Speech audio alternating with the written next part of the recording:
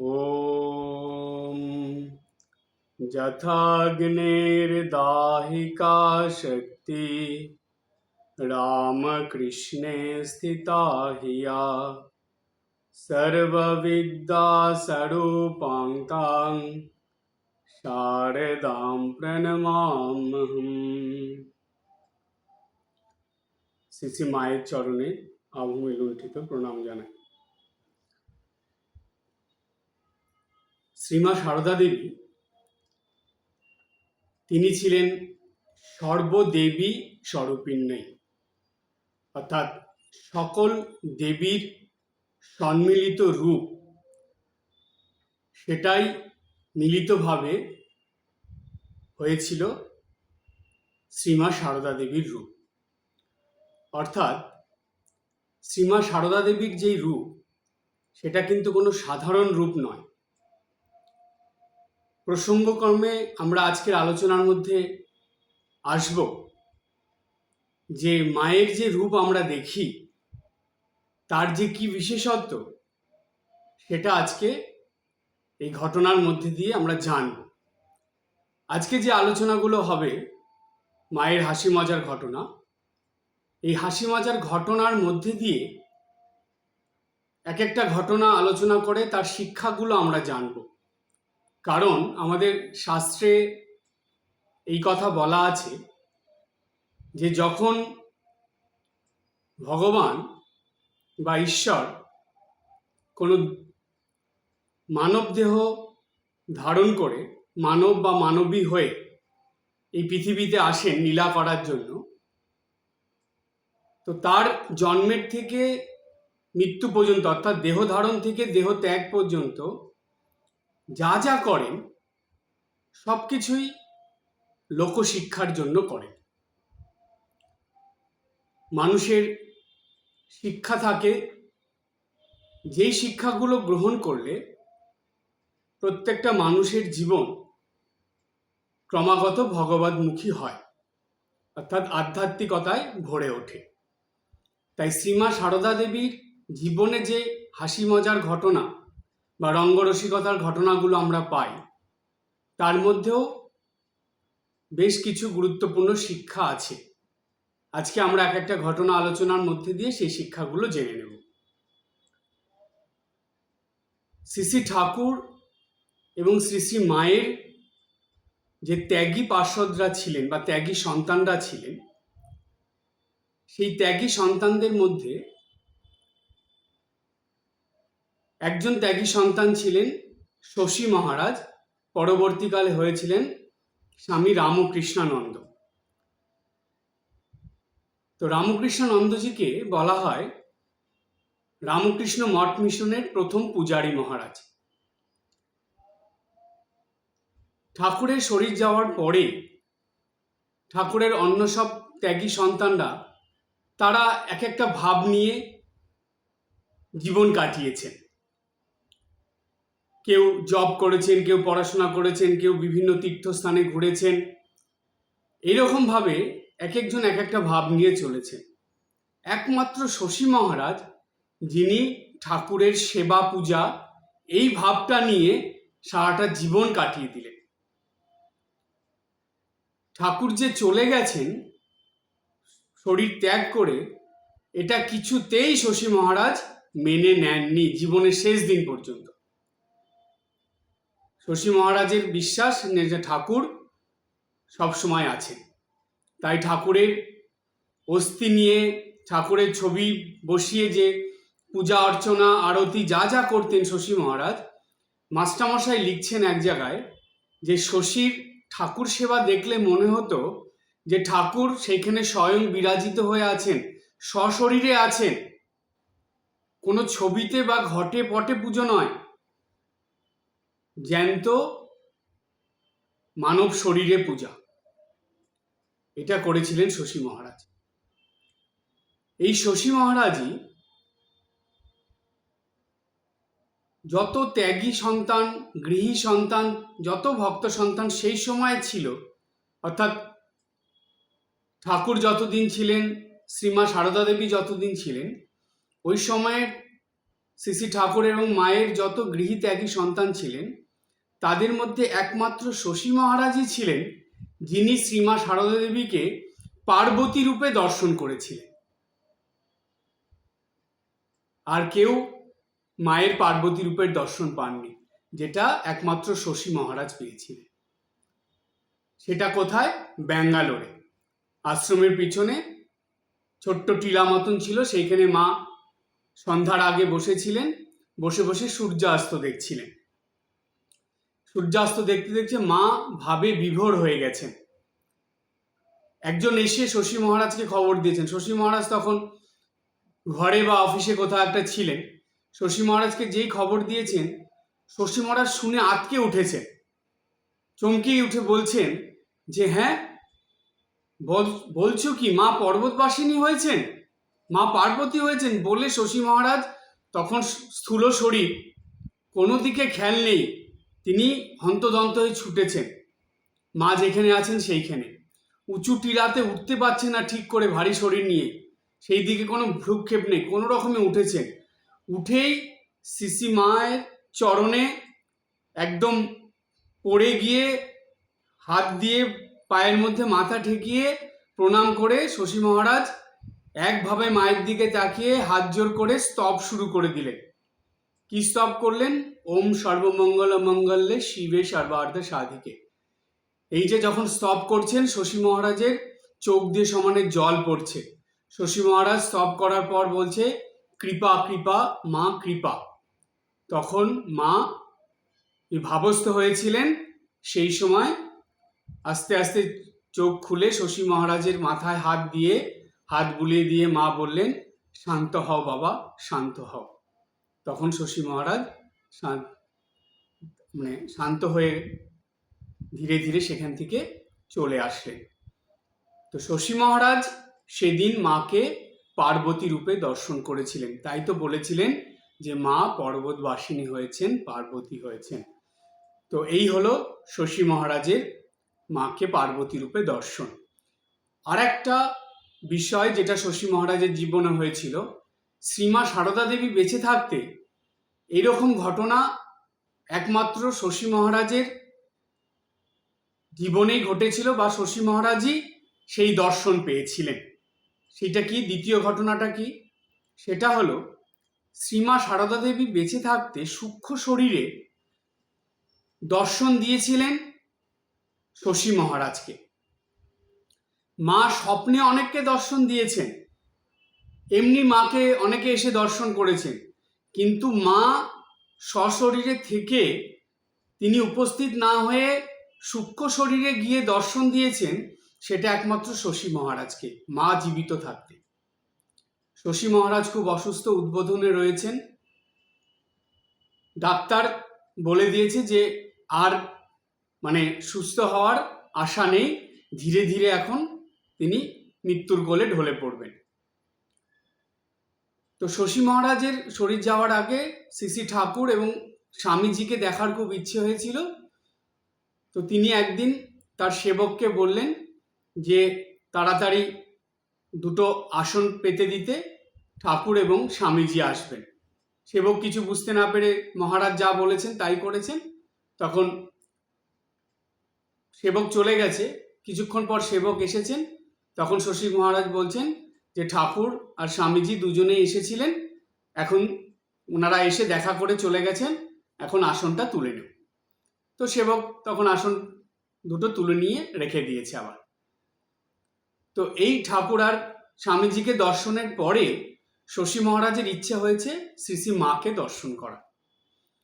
তো শশী মহারাজ সেই ইচ্ছা প্রকাশ করেছেন। তখন উদ্বোধনে ছিলেন ধীরানন্দজি মহারাজ, তিনি শশী মহারাজের দেখাশোনা করতেন।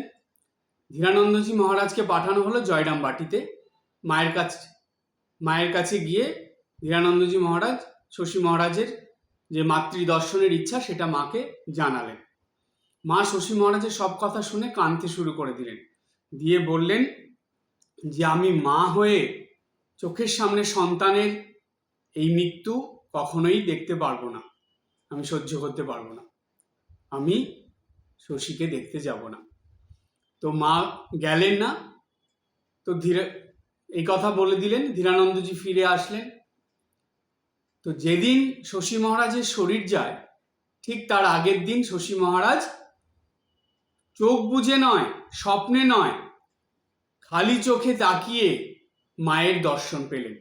মা সেইখানে এসেছিলেন, সূক্ষ্ম শরীরে মায়ের দর্শন পেলেন। মায়ের দর্শন করেই শশী মহারাজ তখন তিনি কি করলেন, তিনি ডেকে পাঠালেন একজনকে। যাকে ডেকে পাঠালেন তিনি ছিলেন যে খুব একজন ভালো গায়ক। তিনি খুব সুন্দর গান করতে পারতেন। তার নাম ছিল পুলিন। পুলিন বাবু বলে শশী মহারাজ ডাকতেন। তো পুলিন বাবুকে ডেকে পাঠানো হয়েছিল। পুলিন বাবু আসলেন, শশী মহারাজ বললেন। তো সেই কথা শুনে শশী মহারাজ পুলিন বাবুকে পাঠালেন গিরিশচন্দ্র ঘোষের কাছে, যে গিয়ে বলতে তার যে দর্শন শশী মহারাজের হয়েছে, মাকে দেখেছেন তিনি, সেই দর্শনের কথা, তার অনুভবের কথা তিনি জানালেন পুলিন বাবুকে। পুলিন বাবু গিয়ে সেটা গিরিশ ঘোষকে বললেন। গিরিশচন্দ্র ঘোষ তখন সঙ্গে সঙ্গে কি করলেন, তিনি পুলিন বাবুকে জানিয়ে দিলেন যে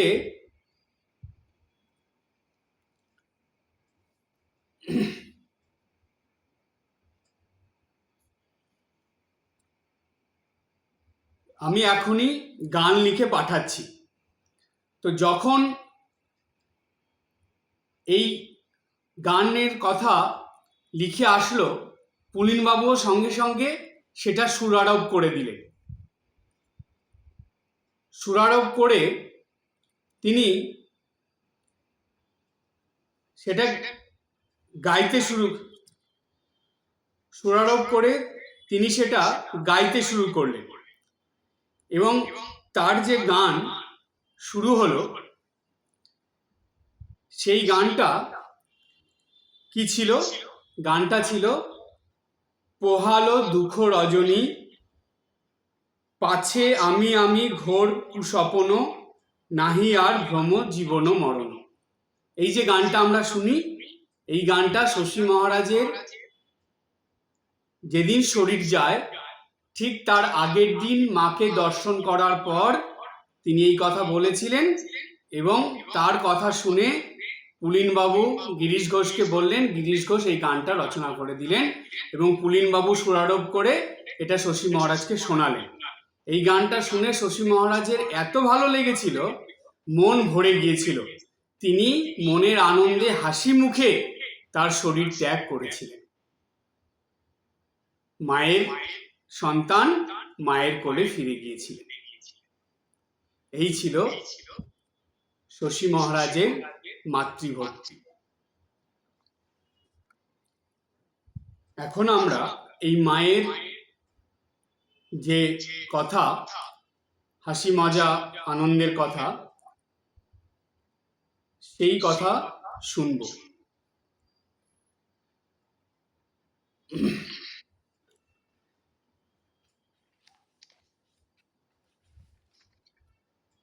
প্রথম যে হাসি মজার ঘটনাটা আলোচনা করব,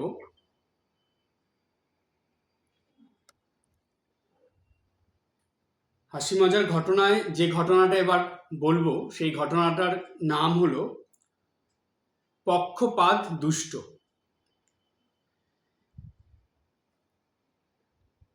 জয়রামবাটিতে মামাদের অর্থাৎ মায়ের ভাইদের জমি জমা নিয়ে ভাগ বাটরা চলছে।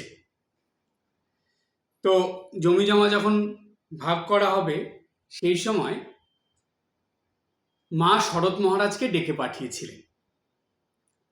শরৎ মহারাজ এসেছিলেন কলকাতা থেকে, সঙ্গে করে তিনি ভূমানন্দজি মহারাজকে নিয়ে এসেছিলেন।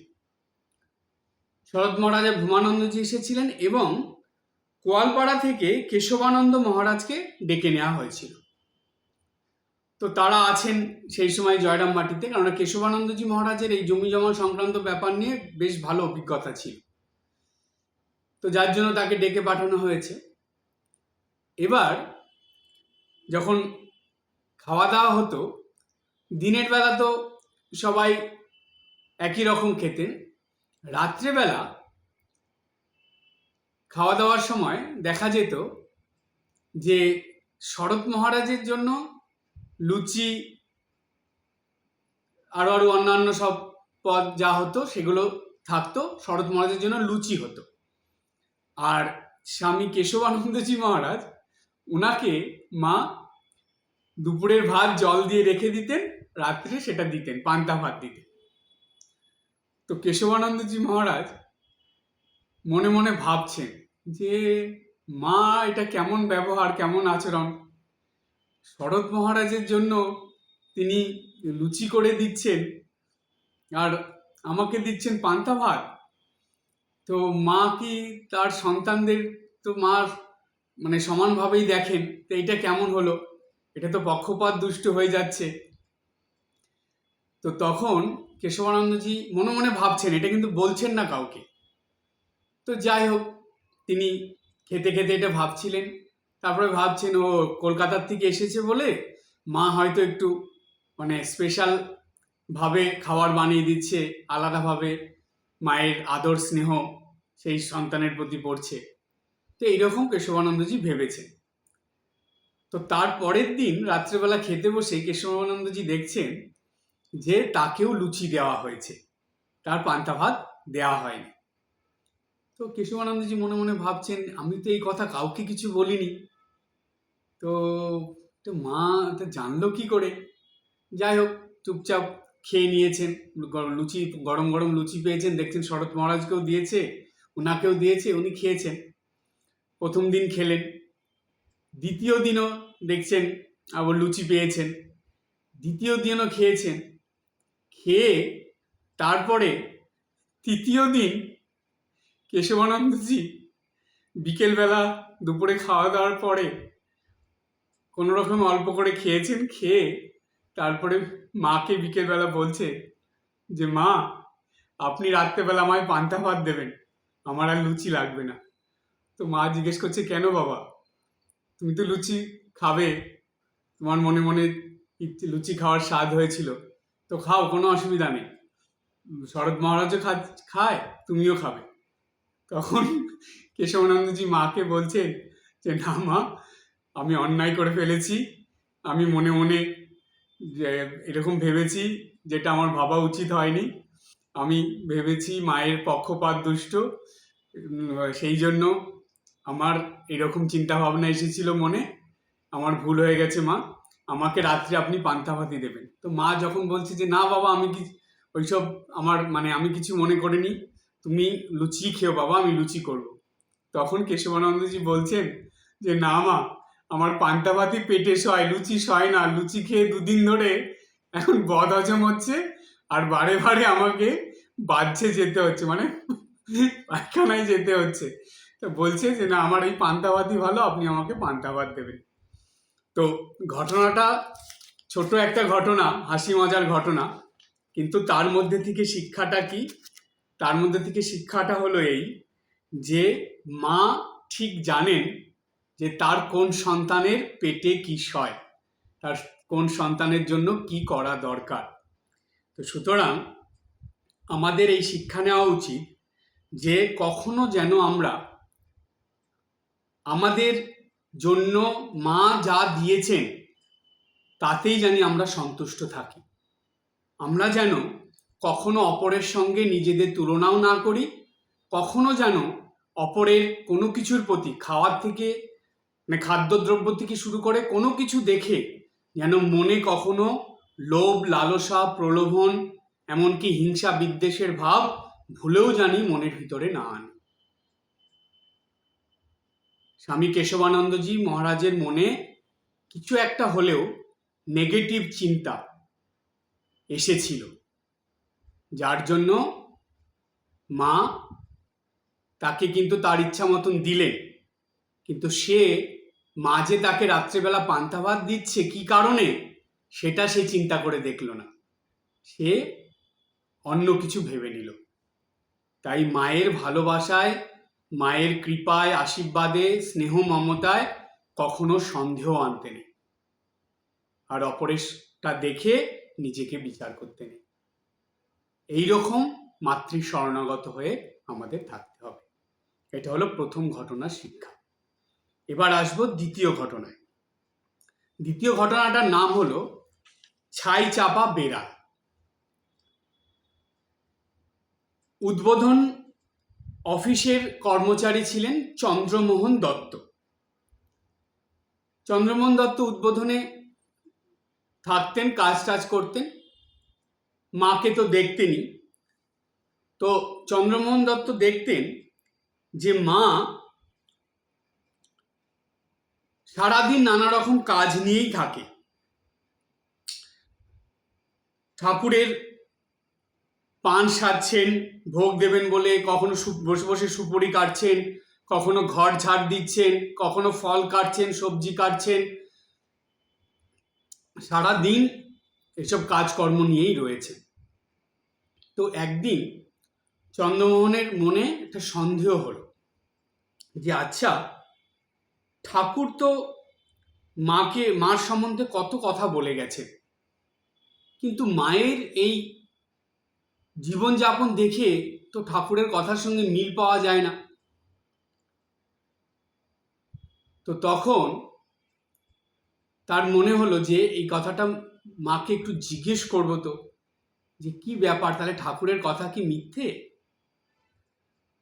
তো তখন চন্দ্রমোহন দত্ত একদিন সুযোগ বুঝে মাকে জিজ্ঞেস করলেন যে মা, আমি তো দেখি আপনি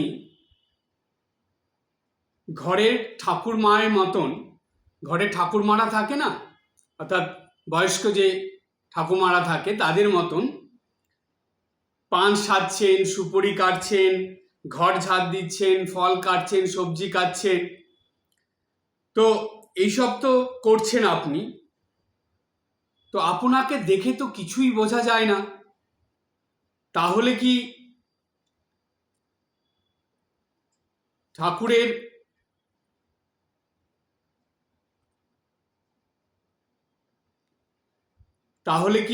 ঠাকুর যেগুলো বলেছেন সেই কথাগুলোর সঙ্গে মিল পাওয়া যাচ্ছে না? আমি এই কথাগুলো তো আমি ঠিক বুঝতে পারছি না।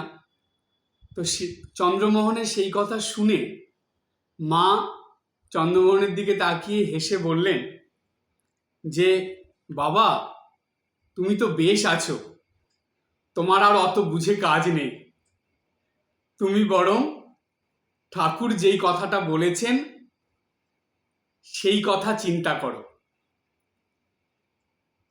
তো চন্দ্রমোহন তখন ভাবছে যে ঠাকুর কি কথা বলেছেন, মা বলে গেলেন।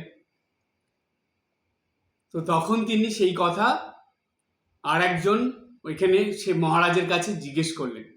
মহারাজ সব শুনে চন্দ্রমোহনকে বললেন যে ঠাকুর মায়ের সম্বন্ধে একটা কথা বলেছিলেন যে শ্রীমা হলেন ছাই চাপা বেড়াল, অর্থাৎ উপর থেকে দেখে কিছু বোঝার উপায় নেই। তো তুমি সেটাই চিন্তা করো যে মা কি ছিলেন বা মা কি, তোমাকে অত কিছু আর বুঝতে হবে না, এই কথাই মা তোমাকে বলেছে। তখন চন্দ্রমোহন বুঝতে পারলেন যে মায়ের কি বলা, মানে মা কি উদ্দেশ্য নিয়ে বলেছিলেন এবং ঠাকুরের কোন কথাটা মা চিন্তা করতে বলেছেন। তো তাই এই ঘটনাটার নাম হলো ছাই চাপা বেড়াল। এই ঘটনার শিক্ষাটা কি? শিক্ষাটা হলো মাকে আমরা আমাদের একদম নিজের মা, জন্ম জন্মান্তরের মা বলে ভাববো, জানবো, মানব। আর ঠাকুর শ্রী রামকৃষ্ণদেব শ্রী মায়ের সম্বন্ধে যা যা বলেছেন সেগুলো প্রত্যেকটা, শুধু বাণী নয়, প্রত্যেকটা অক্ষর আমরা সম্পূর্ণ বিশ্বাস করব। ঠাকুর মার সম্বন্ধে যা বলেছেন সেটাই বিশ্বাস করে মাকে আমরা সেই রকম চোখে দেখব এবং সেইভাবে আপন করে নেব। আর অন্য কিছু আমাদের বোঝার দরকার নেই, বিচার করারও দরকার নেই। এই হলো দ্বিতীয় ঘটনার শিক্ষা। এবার আসবো তৃতীয় ঘটনায়। এই ঘটনাটা শোনার পরে আমরা গান শুনে নেব। তৃতীয় ঘটনাটা কি? তৃতীয় ঘটনাটা হলো ডাক্তারের পলায়ন। এই ঘটনাটা খুব মজার। মা আছেন উড়িষ্যায়, অর্থাৎ জগন্নাথ দর্শন করতে মা গেছেন পুরীতে, পুরী ধামে মা রয়েছেন। সেই সময় মায়ের পায়ে একটা ফোড়া হয়েছিল। সেই ফোড়াটা বিষ ফোড়া, ধীরে ধীরে এত বড় হয়েছে, পেকে গেছে, খুব ব্যথা যন্ত্রণা, মার হাঁটতে কষ্ট হচ্ছে, মা খুব কষ্ট পাচ্ছেন, কিন্তু সেটা কাউকে স্পর্শ করতে দিচ্ছেন না, মা কাউকে ধরতে দিচ্ছেন না। সেইটা নিয়েই, ওই পায়ের ব্যথা নিয়েই মা ভুগছেন, খুঁড়িয়ে খুঁড়িয়ে গিয়ে জগন্নাথ দর্শন করে আসছেন। এই দেখে মায়ের সঙ্গে যারা যারা ছিলেন সবার খুব কষ্ট হচ্ছে মায়ের কষ্ট দেখে। সেখানে বাবুরাম মহারাজও ছিলেন। বাবুরাম মহারাজের আর সহ্য হচ্ছে না মায়ের পায়ের এই ব্যথা দেখে। তিনি একটা যুক্তি খুঁজে বার করলেন, একটা চালাকি বুদ্ধি করলেন। তিনি গোপনে একজন ডাক্তারকে ঠিক করলেন, করে ডাক্তারের সঙ্গে কথা বলে একটা প্ল্যান বানালেন, মানে একটা বুদ্ধি ঠাউরালেন। সেই বুদ্ধি করে এবং মায়ের আশেপাশে যারা থাকে তাদেরকেও বাবুরাম মহারাজ আলাদা করে ডেকে সেই চালাকি বুদ্ধিটা বলে দিলেন। দেওয়ার পরে এবার যথা সময়ে বাবুরাম মহারাজ ডাক্তারকে নিয়ে এসেছেন। ডাক্তার তার ডাক্তারি পোশাক টোশাক পরেননি, এমনি সাধারণভাবে এসেছে। তো বাবুরাম মহারাজ নিয়ে গেছেন মার কাছে, নিয়ে গিয়ে ডাক্তারকে বাইরে দাঁড় করিয়ে রেখে বাবুরাম মহারাজ ডাক্তারকে বললেন যে আপনি দাঁড়ান, আমি আগে মাকে বলি, মা অনুমতি দিলে তখন আপনি যাবেন, আর আমি বলবো যে আপনি প্রণাম করতে এসেছেন, আর আপনার খুব ইচ্ছে বা অনেক দিনের স্বাদ যে আপনি মায়ের পায়ে স্পর্শ করে প্রণাম করবেন। তো সেইভাবে প্রণাম করার সময় আপনি কিন্তু কাজটা হাসিল করে নেবেন। তো ডাক্তার প্রথমে খুব ভয় পাচ্ছে, কিছুতেই রাজি হচ্ছিল না। বাবুরাম মহারাজ অনেক কিছু বলে টলে বুঝিয়ে তাকে রাজি করিয়েছে। তো ডাক্তার বাইরে দাঁড়িয়ে আছে, বাবুরাম মহারাজ গিয়ে মাকে বলছেন যে মা, একজন ডাক্তারবাবু এসেছেন, তিনি অনেক দিন ধরেই আসছেন, আসা যাওয়া করছেন, তো তার খুব স্বাদ হয়েছে মনে, আপনার চরণ স্পর্শ করে প্রণাম করবে। তো তখন মা বললেন যে আচ্ছা ঠিক আছে বাবা, তুমি নিয়ে এসো তাকে। মা তখন একদম ঢেকে ঢুকে বসেছে, তো পা এরকম নিচে দিয়ে মা বসে আছেন। তো তখন ডাক্তার এসেছে। বাবুরাম মহারাজ ডাক্তারকে ভিতরে ঢুকিয়ে দিয়ে সামনে থাকেনি, বাবুরাম মহারাজ বাইরে চলে গেছেন। আর সেই ডাক্তার আগের থেকে দেখে নিয়েছে সব জায়গা, কোন দিক দিয়ে পালাতে হবে। মাকে প্রণাম করার সময় হাতে সেই অস্ত্র নিয়ে রেডি ছিল, সেই ফোড়াটাকে সে মানে ইয়ে করে দিয়েছে, মানে ফাটিয়ে দিয়েছে, দিয়ে সেখান থেকে উঠে সঙ্গে সঙ্গে পালিয়েছে, আর সেখানে নেই। আর মা চিৎকার করে উঠেছে। তো চিৎকার করে ওঠার পরে তো সঙ্গে সঙ্গে কেউ মানে আসেনি, কিছুক্ষণ পরে সবাই তারা এসে গেছে সেখানে। এসে দেখছে যে মায়ের পায়ে সেই ফোড়াটা ফেটে গেছে। এবার সবাই তাড়াতাড়ি গরম জল আগের থেকে রেডি করা ছিল, গরম জল, কাপড়, নিম পাতা, হ্যান ত্যান যা যা লাগবে সেগুলো সব আগের থেকে রেডি করা ছিল, সেগুলো নিয়ে এসে মায়ের সেই ফোড়াটাকে, এখন তো পুজ বেরিয়ে গেছে, পুজ রক্ত বেরিয়ে গেছে, এবার মায়ের স্বস্তি হয়েছে। যখন সেইখানে গরম জল দিয়ে পরিষ্কার করা হচ্ছে, সেখানে ওষুধ দিয়ে দেওয়া হচ্ছে, তখন মা বলছেন যে বাবা এখন স্বস্তি হলো, মানে ফোড়াটা ফেটে যাওয়াতে অনেকটা এখন আরাম পেলাম, খুব আরাম বোধ হচ্ছে। তো প্রথমে কিন্তু মা যখন চিৎকার করে উঠেছিল তখন মায়ের মুখ দেখে মনে হয়েছিল মা একটু বিরক্ত হয়ে উঠেছেন, একটু মানে অসন্তুষ্ট হয়েছে, কিন্তু পরে দেখা গেল যে মা বেশ আনন্দিত হয়ে গেছে। তো তখন বাবুরাম মহারাজ হাত জোর করে মাকে প্রণাম করে মাকে বলছেন যে মা, আপনার এই ফোড়াটাকে পাঠিয়ে দেওয়ার জন্য এইরকম করে একটা ব্যবস্থা করেছিলাম। তখন মা হাসি মুখে বাবুরাম মহারাজকে আশীর্বাদ করে বললেন, বেশ করেছো বাবা, বেশ করেছো। তো এই যে ঘটনাটা, এই ঘটনার থেকে শিক্ষাটা কি? শিক্ষাটা হলো মায়ের কাজ আমরা যখন করব, তখন সেই কাজে কোনো অসুবিধা, কোনো সমস্যা আসলে আমরা যদি চালাকি করেও সেই কাজটা উদ্ধার করে ফেলি, তাতে কোনো অপরাধ বা দোষ হবে না, তাতে মায়ের কৃপা আশীর্বাদ আমাদের উপর থাকবে, এতে কোনো অপরাধ বা দোষ নেই। সেই জন্য মায়ের কাজ আমরা যেন চালাকির দ্বারা হলেও সমস্যা অসুবিধা আসলে সেই কাজটা যেন ঠিক উদ্ধার করতে পারি, কিন্তু তার বলে কোনো মিথ্যার আশ্রয় নিয়ে বা অপরকে বিপদে ফেলে নয়, চালাকির দ্বারা শুধু সেই সমস্যাটা বা অসুবিধাটা থেকে উদ্ধার হওয়া, যেটা এই ঘটনার দ্বারা আমরা পেলাম। এতে মা কিন্তু সন্তুষ্টই হবেন, সেই সন্তানের প্রতি অসন্তুষ্ট হবেন না, মা কৃপা আশীর্বাদ করবেন। এর পরের ঘটনায় আসবো।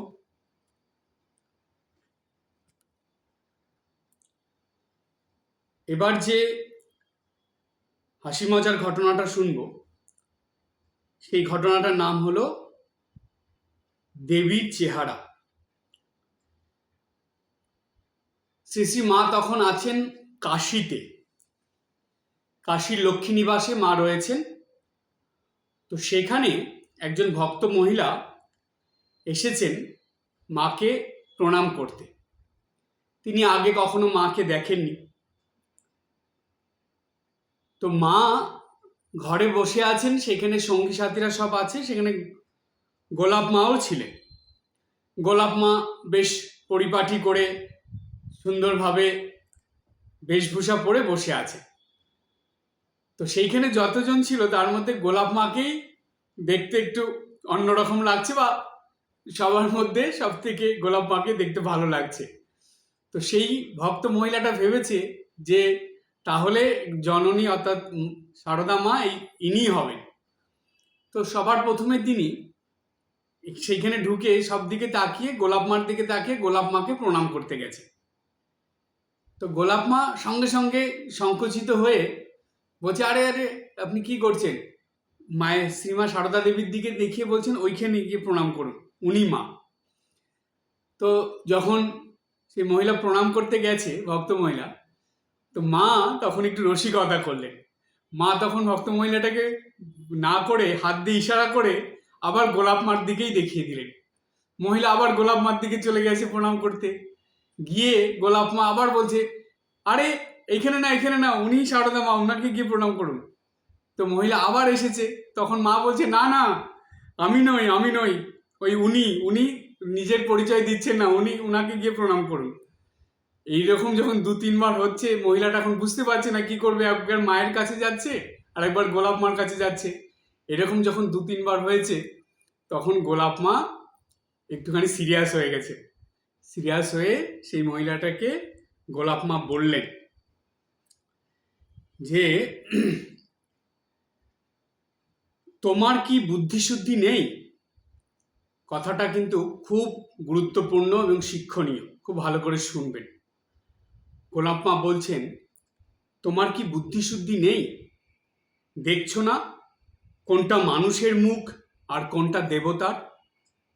মানুষের চেহারা কি অমন হয়?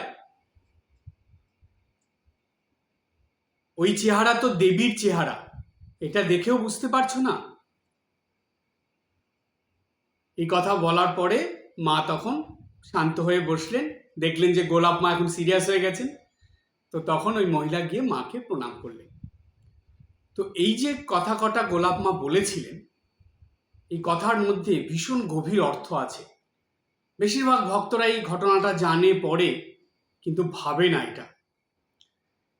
শ্রীমা সারদা দেবীর যেই ছবি আমরা দেখি, এখন তো অনেক রকম ছবি বেরিয়েছে, কিন্তু পুরনো যেই ছবিগুলো আছে, বিশেষ করে বেলুড় মঠে শ্রীমা সারদা দেবীর যেই ছবি পুজো হয়, সেই ছবিতে মায়ের মুখখানা, বেলুড় মঠে মায়ের মুখ, আমি অন্য কোনো ছবির কথা বলছি না, বেলুড় মঠে মায়ের মন্দিরে যেই ছবিটা পূজা পান, পূজিত হয়, সেই ছবিটা তো বাইরেও কিনতে পাওয়া যায়।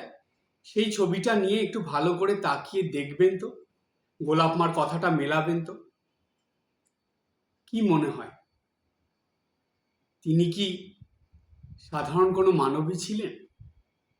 কখনো নয়। মায়ের সেই মুখে পুরো দেবীর মুখ ফুটে ওঠে। আমাদের শাস্ত্রে দেবীদের যে বর্ণনা পাওয়া যায়, অর্থাৎ কেশ থেকে শুরু করে বিশেষ করে মুখমণ্ডলের যে বর্ণনা পাওয়া যায়, সেটাই মায়ের মুখের মধ্যে ছিল। তাই আজকে একটা কথা আপনাদের বলছি, এটা জীবনের শেষ দিন পর্যন্ত মনে রাখবেন। শ্রীমা সারদা দেবী ছিলেন সর্বদেবী স্বরূপিণী। এই জগৎ সংসারে যত দেবীর কথা আপনি জানেন এবং যত দেবীর ছবি মূর্তি আপনি দেখেছেন, সব দেবীকে আপনি সারদা মার মধ্যে দেখতে পাবেন। এমনকি সারদা মার মুখমণ্ডলে সেই দেবীর মুখমণ্ডল আপনি দেখতে পাবেন, যদি আপনার মধ্যে সেই ভালোবাসা, সেই বিশ্বাস, সেই নিষ্ঠা ভক্তি থাকে, অবশ্যই পাবেন। তাই যদি না হতো, তা না হলে সারদা মাকে তার প্রণাম মন্ত্রে এই শব্দটা আসতো না, সর্বদেব দেবী স্বরূপিণ্যই। এই যে সর্বদেবী স্বরূপিণ্যই, এই কথাটার অর্থ হলো তাই, সব দেবীকে আমরা মায়ের মধ্যে দেখতে পাবো। তাই মায়ের মুখমণ্ডলের বৈশিষ্ট্য হলো, আপনি যেই দেবীকে দেখতে চান, মায়ের মুখের দিকে তাকিয়ে আপনার নিষ্ঠা ভক্তি বিশ্বাস ভালোবাসার দ্বারা আপনি সেই দেবীকেই মায়ের মুখমণ্ডলে দেখতে পাবেন, সেই দেবীর মুখ আপনি দেখতে পাবেন, অবশ্যই পাবেন, যদি সেই রকম মন আপনার থাকে। সুতরাং মায়ের যে চেহারা, মায়ের যে মুখমণ্ডল, সেটা কোনো সাধারণ মানবী নয়, এটা দেবীর। সেই শিক্ষায় আমরা এটা পেলাম। আমরা যেন গোলাপ মার এই কথাটা সর্বদা মনে রাখি। এবার আসব 5 নম্বর ঘটনায়, হাসি মজার ঘটনা এবং তার সঙ্গে শিক্ষা। ঘটনাটার নাম হলো হ্যাঁ আমরাই জিতব। কি সেই ঘটনা? একবার জয়রামবাটিতে খেলা হচ্ছে। কি খেলা হচ্ছে? সেটা হচ্ছে যে লুডো খেলা হচ্ছে। তো লুডো খেলাতে ওই যে মই সাপ থাকে না, সেটা খেলা হচ্ছে। তো সেই খেলায় পাগলি মামি হলো ছোট মামি, নাম ছিল সুরবালা। ছোট মামি রয়েছেন, আর সেই সঙ্গে মা রয়েছেন তার বিপক্ষে, এবং স্বামী ঈশানানন্দজি মহারাজ এই ঘটনা সম্পর্কে লিখেছেন যে একদিন পাগলি মামি ও নলিনী দিদি, অন্যদিকে আশুতোষ মিত্র ও শ্রীসীমা। তো খেলা হচ্ছে, খেলায় মায়ের পক্ষেরই জয় হচ্ছে বারে বারে। আচ্ছা, এখানে একটা কথা বলি, এই ঘটনার দুটো আছে। একটা হলো এক জায়গায় তাস খেলার কথা আছে, আর এক জায়গায় এই লুডো খেলার কথা আছে। তো যাই হোক, তাস খেলার প্রসঙ্গ আর আমি এখানে বললাম না, এটা ওই লুডোর খেলার কথাটাই বলছি। তো সেইখানে যখন খেলা হচ্ছে, সেইখানে আশুতোষ মিত্র এবং মা, তারা দুজন একদিকে, আর পাগলি মামি আর সেই সঙ্গে নলিনী দিদি তারা একদিকে। এবার নলিনী দিদি আর পাগলি মামি দুজনে হেরে যাচ্ছে, মা আর আশুতোষ মিত্র জিতছে। তো কয়েকবার হারার পর পাগলি মামি ভীষণ রেগে উঠেছেন। রেগে উঠে তো তিনি খেলা ছেড়ে দিলেন, রেগে গিয়ে আর খেলবেন না বলে দিলেন। রেগে গিয়ে উঠে গেলেন, খেলা ছেড়ে দিয়ে চলে গেলেন। যাওয়ার সময় তিনি বলছেন যে মায়ের দিকে তাকিয়ে বলছেন, তোমরাই খালি জিতবে বুঝি, আর আমরা শুধু হারবো? তো এই কথা বলে আর খেলবো না বলে চলে গেলেন। তো পাগলি মামির এই কথা শুনে মা উত্তর দিলেন যে আমরা সৎ পথে সাত্ত্বিক, আমরা জিতবো নাকি তোরা জিতবি? তখন পাগলি মামি কিছুটা চলে গেছেন, গিয়ে ওই কথা শুনে আবার ফিরে মায়ের দিকে তাকিয়ে বলছেন, হ্যাঁ হ্যাঁ আমরাই জিতবো, হ্যাঁ গো হ্যাঁ আমরাই জিতবো, এই কথা বলে চলে গেলেন। তো তখন এখানে উপস্থিত সবাই মানে আশুবাবু মা সব হাসছেন পাগলি মামির ওই মানে কথা শুনে। তো হাসাহাসি হলো। এই যে ঘটনাটা, এই ঘটনায় শিক্ষণীয় কি? ছোট্ট একটা কথা মা বললেন পাগলি মামিকে। জানবেন এই ঘটনাগুলো শুধু একজনের জন্য নয়, এগুলো আমি আগে বলেছিলাম আমাদের শিক্ষার জন্য।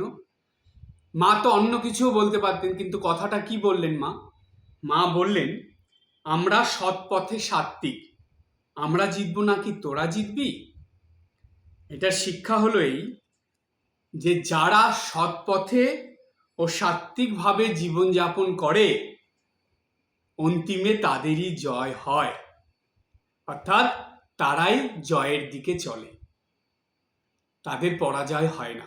সাময়িক বাধা বিঘ্ন অসুবিধা এগুলো আসবে, কিন্তু সেগুলো কেন আসে জানেন? ওই সৎ পথে বা সাত্ত্বিকভাবে আপনি কতটা নিষ্ঠা সহকারে রয়েছেন সেটা পরীক্ষার জন্য আসে। বেশিরভাগ মানুষ সৎ পথে সাত্ত্বিকভাবে চলতে চলতে কোনো প্রলোভন, কোনো বাধা বিঘ্ন, কোনো অসুবিধার মধ্যে পড়ে, লোভ লালসার মধ্যে পড়ে সেই সৎ পথ বা সাত্ত্বিক ভাব থেকে নিজেকে সরিয়ে নেয়। সুতরাং তারা জীবন পথে আর জয়ী হতে পারে না, তারা জীবনে সফল হতে পারে না। তাই মার শিক্ষা হলো যতই বাধা বিঘ্ন সমস্যা অসুবিধা পরীক্ষা যাই আসুক, সৎ পথে থাকতে হবে আর সাত্ত্বিকভাবে জীবনযাপন করতে হবে। সাত্ত্বিকভাবে জীবনযাপন মানে সংযমের জীবনযাপন করতে হবে। এই হলো মায়ের শিক্ষা। তাহলেই আমাদের জীবনের লক্ষ্যে আমরা পৌঁছবো, আমরা সফলতা অর্জন করতে পারবো, জীবনে জয়ী হতে পারবো। শেষ ঘটনা, হাসি মজার ঘটনা, শেষ ঘটনা বলে আজকের আলোচনা শেষ করব। ঘটনাটার নাম হলো মায়ে ও বেটায় লড়ালড়ি। মায়ে ও বেটায় লড়ালড়ি কি ঘটনা? সেটা মজার ঘটনা। একদিন জয়রামবাটিতে অনেক ভক্তরা এসেছেন, বেশিরভাগই সব পুরুষ ভক্ত। তো তারা এসেছেন, তো তাদের খাওয়া দাওয়া কি খাবে না খাবে এগুলো মা ঠিক খবর নিয়ে নিতেন। তো মা জানতে পেরেছেন যে এই মানে যেসব ভক্তরা এসেছে পুরুষ ভক্তরা, তারা সবাই রাত্রে রুটি খাবে, তো অনেক রুটি করতে হবে। তো যাই হোক, যথারীতি বিকেলবেলা রুটি করা শুরু হয়েছে। তো রামময় মহারাজ, যিনি পরে স্বামী গৌরীশ্বরানন্দজি মহারাজ, রামময় মহারাজ চলে এসেছেন।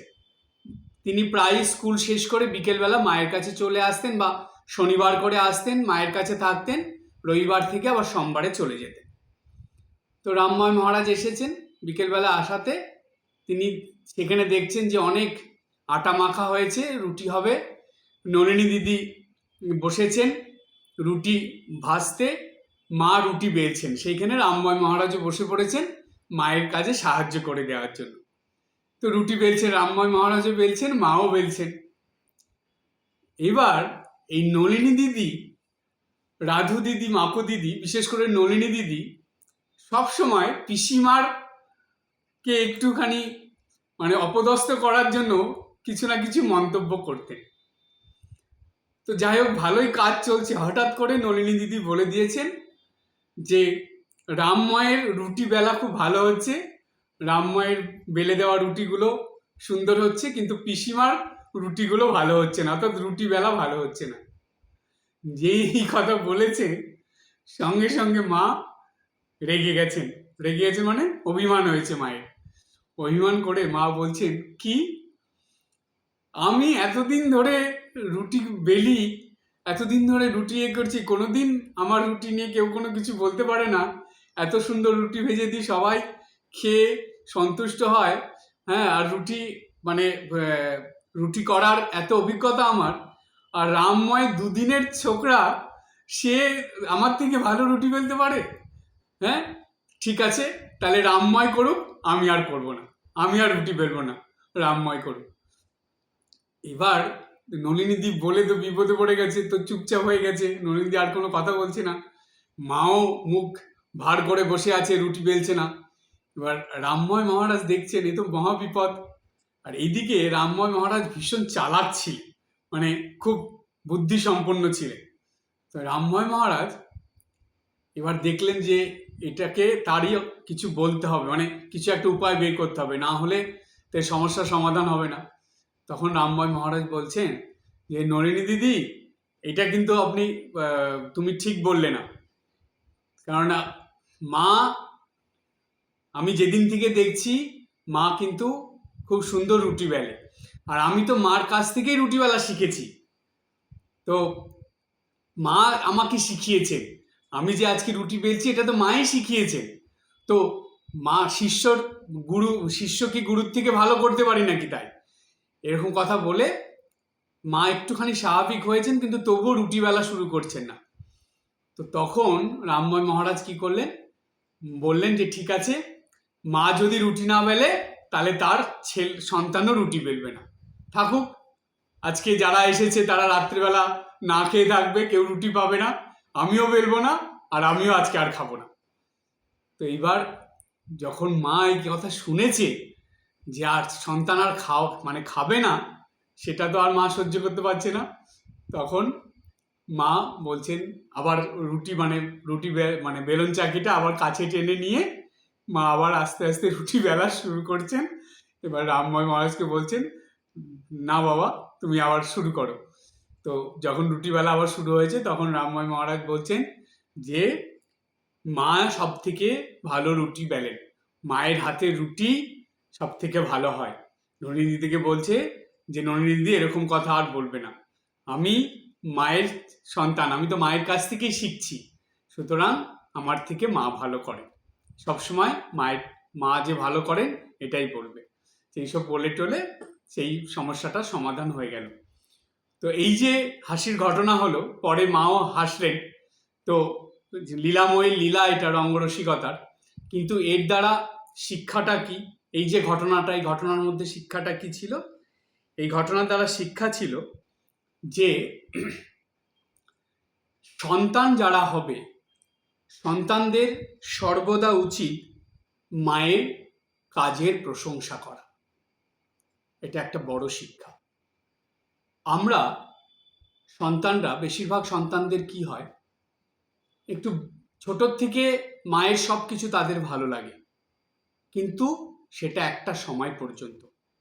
তারপরে দেখা যায় এমন পরিবর্তন হয় যে মায়ের কোনো কিছুই সে আর ভালোভাবে নিতে পারছে না, কিন্তু এটা একদম উচিত নয়।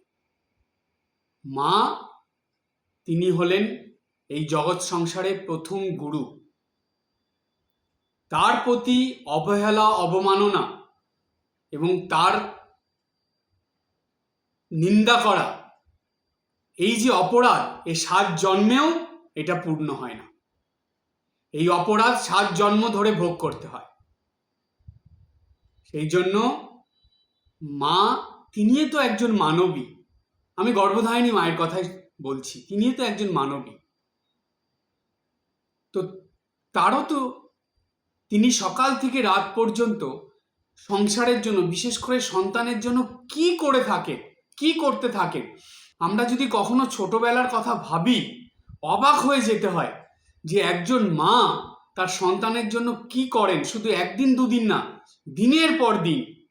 কিন্তু দেখুন, শুনতে খারাপ লাগলেও ধ্রুব সত্যি, বিয়ের পরে কি ছেলে কি মেয়ে, তারা মায়ের এই অবদানের কথা প্রায় ভুলেই যায়।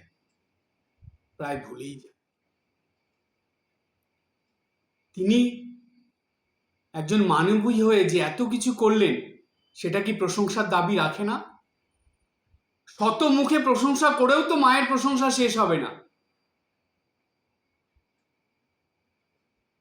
সেই জন্য দেখবেন বাউল গানে আছে, মা হলেন জগতের সেরা, মায়ের নিন্দা করে যারা, এই জগতে তাদেরকে কেউ মানুষ বলে না, দয়াবতী দরদিনী মা। সেজন্য সর্বদা গর্ভধারিণী মা এবং জগজ্জননী মা শারদা মায়ের প্রশংসার সূচক কথা বলবে। জানবেন ওই শারদা মাই গর্ভধারিণী মায়ের মধ্যে আছে, তারই তো রূপ। নিখিল মাতৃ হৃদয় মন্থন সুধা মূরতি। এই সারা বিশ্বে যত মাতৃ হৃদয় আছে তাদের মন্থন করলে যে মূর্তি তৈরি হবে তিনি হলেন শ্রীমা শারদা দেবী। তাই এই কথা কখনো ভুললে চলবে না, আমাদের গর্ভধারিণী মায়ের মধ্যেই শ্রীমা শারদা দেবী আছেন এবং শ্রীমা শারদা দেবীর মধ্যেই গর্ভধারিণী মা আছে। তাই তো তিনি আমাদের জন্ম জন্মান্তরের মা। তাই মায়ের এই হাসি মজার ঘটনা এবং সেই সঙ্গে এই যে শিক্ষা, এই শিক্ষা যেন আমরা সবসময় মনে রাখি এবং সেই সঙ্গে নিত্যদিনের জীবনে, দৈনন্দিন জীবনে যেন পালন করে চলি। তবেই মাতৃ আরাধনা, মাতৃ সাধনা আমাদের সম্পূর্ণ হবে। তা না হলে এটা কখনোই হবে না। তাই শ্রীমা শারদা দেবীর চরণে আভূমি লুণ্ঠিত প্রণাম জানিয়ে আমার এই আলোচনা আজকে শেষ করছি। ওম শান্তি শান্তি শান্তি। হরি ওম তৎসৎ। শ্রীরামকৃষ্ণার্পণমস্তু।